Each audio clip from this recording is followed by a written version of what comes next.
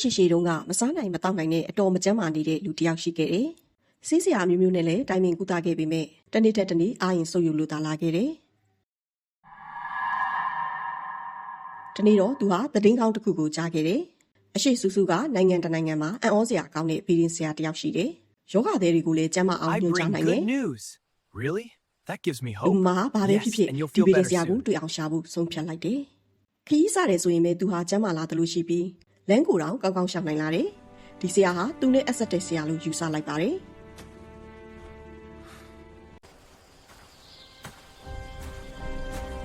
လူမဟာညနေဆောင်ထိလမ်းလျှောက်လာတယ်။ညောင်ပင်တပင်ကိုတွေ့တော့ရှစ်ခီဝေးလန်လန်ဆက်ဖို့အချိန်မရှိတော့ဘူးဆိုပြီးညောင်ပင်အောက်မှာတညတာအိမ်မယ်လို့ပြင်လိုက်တယ်။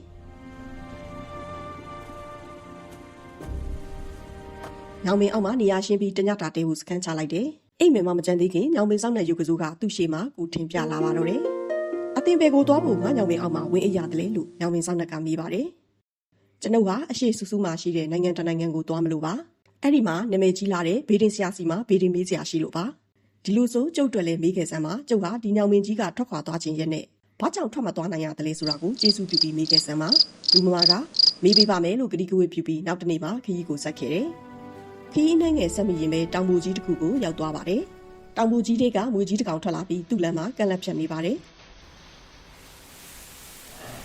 ်အတင်ဘယ်ကိုသွားမလို့ပါလဲဒီလမ်းကဘာဖြစ်လို့တင်လာရပါသလဲဝေကြီးကခရီးသွားလူမမာကိုမေးပါတယ်။အိုးအတင်မွေမင်းကျုပ်ဟာအရှိစုစုအရက်မှာရှိတဲ့တိုင်းပြည်တပီကအင်မတန်ကြော်ကြားတဲ့ဘေးရင်ဆရာစီမှာဘေးရင်မေးဖို့သွားမလို့ပါ။ဒါဆိုရင်ကျုပ်တက်လည်းမေးခဲ့စမ်းပါအောင်။ဒီတောင်ပုတ်ကြီးကနေထွက်သွားဖို့ဘလို့ပဲစူးစမ်းပေမဲ့ဒီတောင်ပုတ်ကြီးကနေဘယ်တော့မှထွက်ခွာလို့မရတာဟာဘာကြောင့်လဲဆိုတာကိုသိကြပါတယ်။ကောင်းပါပြီကျုပ်အတင်အတွက်မေးခဲ့ပေးပါမယ်လို့လူမမာကဝေကြီးကိုကတိပေးခဲ့ပါတယ်။လူမမာဟာသူ့ခီးကိုဆက်သွားပြန်ပါတယ်။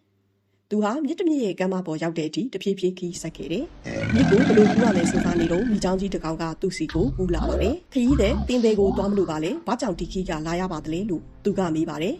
။အိုးမိချောင်းမင်းကျုပ်ဟာဒီမြစ်ရဲ့တခြားတစ်ဖက်ကမ်းမှာနေတဲ့အံ့ဖွယ်ဗနန်ထူးကဲလာတဲ့ဘေးရင်ဆရာစီကိုသွားမလို့ပါ။တင်ဟာဘေးရင်ဆရာစီသွားဖို့ဆိုရင်ကျုပ်ဒီမြစ်ကိုဖြတ်ပြီးတင့်ကိုခေါ်သွားပေးပါမယ်။ဒါပေမဲ့တင်ဟာကျုပ်အတွက်ဘေးရင်ဆရာကိုမေးပေးပါ။ကျုပ်ဟာမိချောင်းဖြစ်ပါရဲ့နဲ့ဘာကြောင့်ရေအောက်ကိုမငုံနိုင်ရပါသလဲဆိုတာကိုမေးခဲ့စမ်းပါ။လူမမာကကတိပေးလိုက်ပါတယ်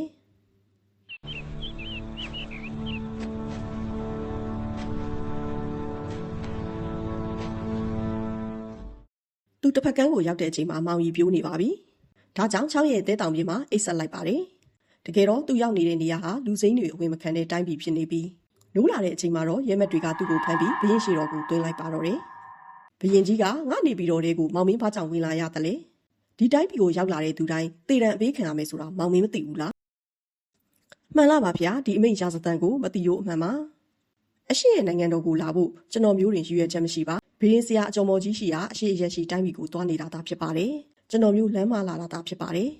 ်လူမိုင်းစကားကိုကြားတော့ဘင်းရင်သမီးတော်ကပြောတယ်တင်ဟာဘင်းစရာစီကိုဘင်းမေးဖို့သွားမှာဆိုရင်ဘင်းရင်သမီးတော်အတွက်လည်းဘင်းဟောပေးဖို့ပြောပေးပါစိတ်ကြပါအရှင်သမီးတင်အတွက်ဘင်းမေးပြီးကျွန်ုပ်ပြန်ခီးမှာသူဘာတွေဟောလိုက်တယ်ဆိုတာကိုပြန်ပြီးတော်ဦးတင်မယ် Rise and speak, for your fate is in my hands. ဘင်းသမီးတော်ကြီးဟာဝေးကလေးကယောဂတဲ့ကလေးဖြစ်ပြီးသူမစကားပြောတာကိုတနန်းတော်လုံးကမကြားဘူးပဲသူမကိုစွန့်အားနေတယ်လို့ထင်နေခဲ့ကြတယ်။ဗီဒင်ဆရာစီမှာဗီဒင်မေးပြပါဆိုတဲ့သူမရဲ့ပြောစကားဟာသူမရဲ့ပထမဆုံးစကားဖြစ်တယ်။လူမမာကိုတေတံပေးခဲ့ရင်သူမအတွက်ဗီဒင်မေးဖို့အတားဆီးဖြစ်မှာကိုလို့လားလို့ဘရင်ကြီးကလူမမာကိုဆက်သွားခွင့်ပြုလိုက်ပါတယ်။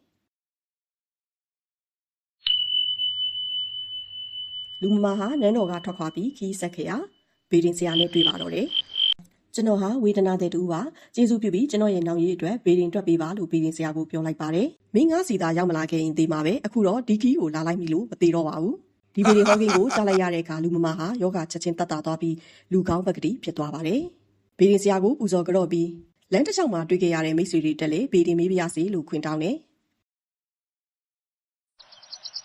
တိုင်းပြည်တပီကဘရင်သမီးတော်ကြီးဟာမွေးကလေးကမမမချာနဲ့16နှစ်သမီးအထိစကားလည်းမပြောသေးပါဘူးလို့မေးပါတယ်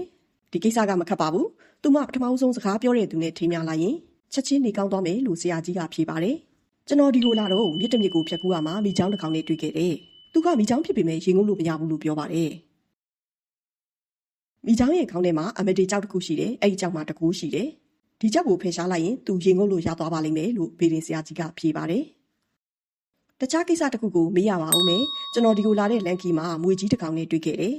သူဟာအဲ့ဒီတောင်ပေါ်မှာနေလာရတာညှင်းငွေလာပါပြီတဲ့သူဟာတခြားတနေရာကိုထွက်သွားခြင်းပေမဲ့ထွက်သွားလို့မရဘူးတဲ့ဘာလို့ထွက်သွားလို့မရလဲလို့မေးခိုင်းပါတယ်ဒါလေးလွယ်လွယ်လေးပဲကွယ်လို့ဗီဒီဆရာကရှင်းပြပြောဆိုပါတယ်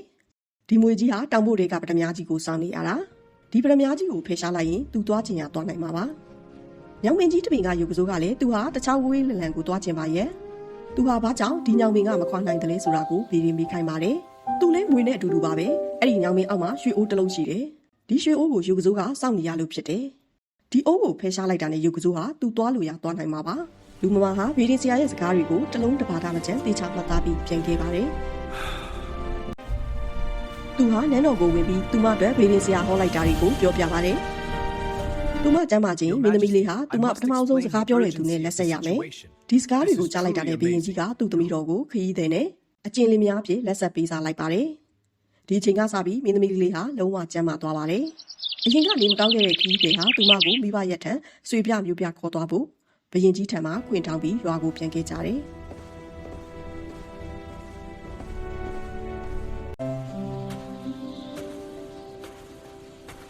အပြန်လန်းကြီးမှာမိချောင်းနဲ့တွေ့တဲ့အခါဘီရင်ဆရာဟောလိုက်တဲ့စကားတွေကိုမိချောင်းကိုရှင်းပြလိုက်တယ်။တင်ရင်မကုန်နိုင်တာဟာတင့်ကောင်းထဲမှာရှိတဲ့အမဒီကြောင့်ပါလို့ပြောလိုက်တယ်။မိချောင်းကဒါဆိုရင်ကျေးဇူးပြုပြီးဒီအမဒီကိုထုတ်ပေးပါ။မင်းသမီးလေးရဲ့ကျင်ရတော့ဟာမိချောင်းရဲ့ဥကောင်းမှာရှိတဲ့အမဒီကိုထုတ်ပေးလိုက်ပါတယ်။ဒီနောက်မိချောင်းဟာရေငုံနိုင်သွားတာကိုတွေ့ရတယ်။မိချောင်းဟာဝမ်းသာလွန်းလို့ကြောက်အမဒီကိုပေးပြီးနှုတ်ဆက်ထွက်ခွာသွားပါတယ်။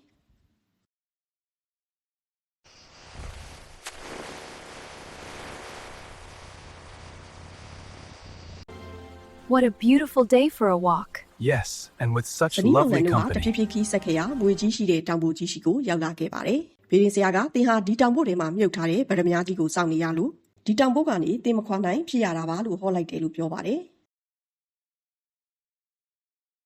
ကျေးဇူးပြုပြီးဒီတောင်ပေါ်ကိုဖြိုးပေးပါဒီဗရမ ्या ကြီးကိုလည်းယူသွားပါလို့မွေကြီးကတောင်းပန်တယ်။ဇနီးမောင်နှံဟာသူတို့ကိုပြောတဲ့အတိုင်းလုပ်လိုက်တဲ့အခါမြုပ်ထားတဲ့ဗရမ ्या ကြီးကိုတွေ့ရတယ်။မွေကြီးကသူတို့ကိုကျေးဇူးတင်စကားပြောပြီးဗရမ ्या ကြီးကိုလက်ဆောင်ပေးလိုက်ပါတယ်။ပြီးစကြပြီးတဲ့နောက်မင်းသမီးရဲ့ကျင်ကတော့အိတ်ဆက်နားနေခဲ့တဲ့ညောင်ပင်ကြီးရှိရောက်ရှိလာပါတယ်။ညောင်ပင်စောက်ရုပ်ကစိုးကိုဗီရင်ဆရာမှာကြားလိုက်တဲ့အတိုင်းပြောပြလိုက်တယ်။ရုပ်ကစိုးကလည်းသူထွက်ခွာလို့မရအောင်စောင့်ရှောက်နေရတဲ့ရွှေအိုးကိုဇနီးမောင်နှံကိုဝမ်းသာအားရနဲ့လက်ဆောင်ပေးလိုက်ပါတယ်။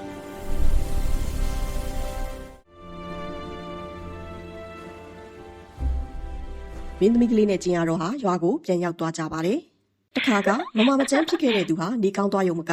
အချမ်းသာအကျေဝါဆုံးသူလေးဖြစ်လာခဲ့တယ်။ဒီလိုချမ်းသာလာတာဟာဗီဒီဆရာကြောင့်တော့မဟုတ်ပါဘူး။သူကိုယ်တိုင်ကမချမ်းသာပေမဲ့တကူကောင်းမဆန်ပဲသူများအကျိုးကိုဆောင်ရွက်ပေးခဲ့လို့ပါပဲ။